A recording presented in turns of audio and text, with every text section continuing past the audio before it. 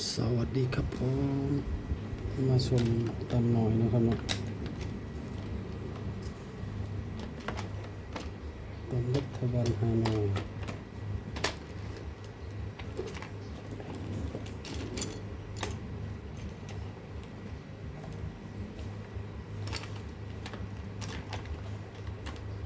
นะครับเนาะชมผลงานของวันที่เก่านะครับเนาะเนี่ยวันที่เก้าหน่อยพิเศษเนาะ20นะครับเนาะเพราะว่าให้2 เม็ดเดียวเนาะมันบอกเขาตัวสปอร์เน็ตเนาะหน่วยพิเศษนี่เนาะหน่วยปกติ5115เนาะบอกเขาตัวเน็ตเนาะแล้วก็49เนาะครับเนาะก็มาอยู่เนาะครับเนาะแต่มันบอกเขาตัวเน็ต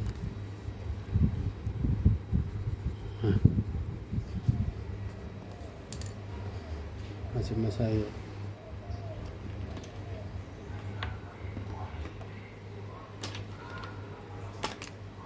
เสียงหอยแมงปูนะครับเนาะใส่แบบเก่าให้เนี่ยนะครับเนาะ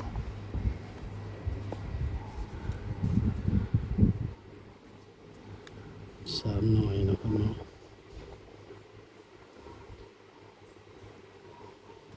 ที่10นะครับเนาะเดิน6เก่า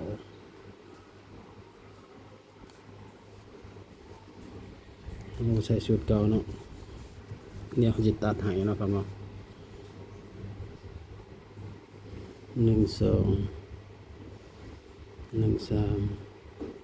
14 15 16 17นะครับเนาะ23 24 25 26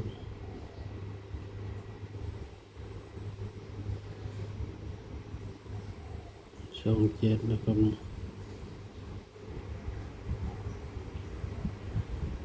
34 35 36 37นะครับเนาะ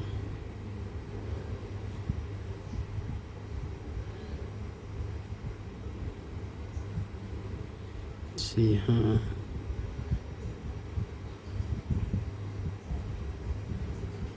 46 47นะ65 75นะ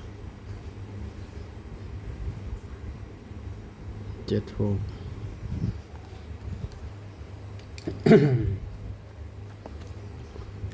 วันนี้เราจะมาเอาตัวเด่นเนาะครับเนาะตัวเด่นเราจะมี4 5 6เนาะ3 หน่วยเราจะตัวเด่นเนาะครับเนาะ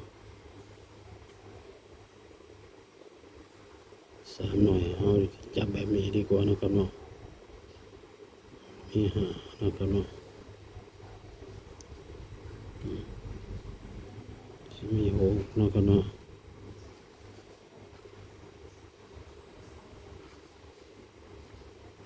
มี4มี5มี6นะครับเนาะ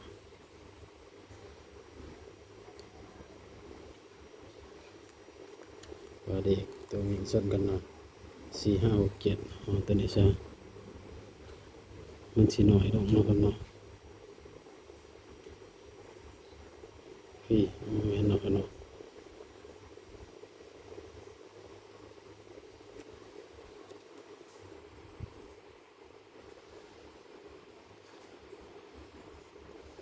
3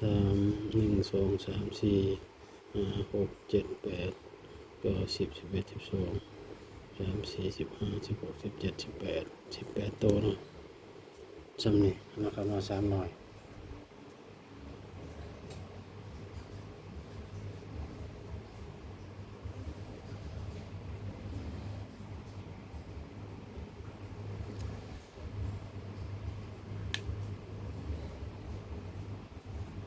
นะครับเนาะ